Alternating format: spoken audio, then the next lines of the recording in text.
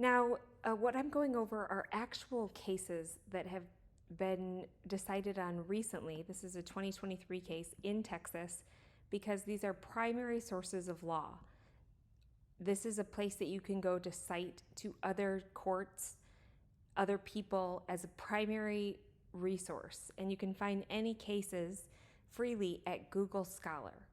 So in the event that this was a very long case, but what's useful for purposes of people looking and trying to find out what they should do if they're not happy with their workers' compensation outcome is to talk about this particular part of the case, which is basically there's a 3-step administrative process if a dispute arises between an injured worker and an insurance carrier.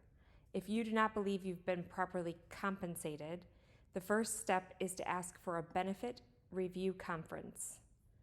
And it's basically an informal meeting. And this is the statutory source that you're allowed to ask for a benefit review conference. Then, if that meeting proves unsuccessful and no agreement is reached, you're allowed to request a contested case hearing. Now, this contested case hearing is limited to the issues raised in the benefit review conference.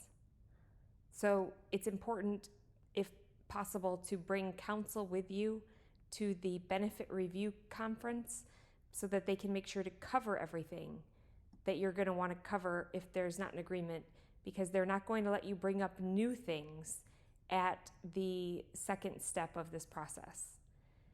This contested case hearing scope is limited.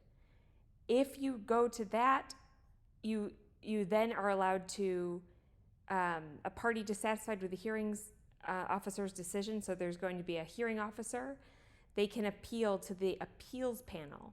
So you're allowed to even go to a step higher and go to the appeals panel. All of this is administrative, which means you're not actually in a court.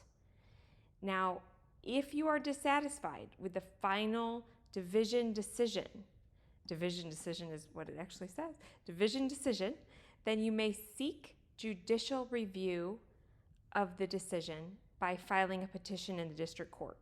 This is when you finally get to go to court. You don't get to go to court on this disagreement until you've gone through these administrative steps. So, and importantly, the labor code says it's a modified de novo standard, which means the court is not going to offer any relief unless they find that there was really a substantive mistake made at the lower 3 levels before you got there. So that's the administrative process if a dispute is arising between you as an injured worker and the insurance carrier.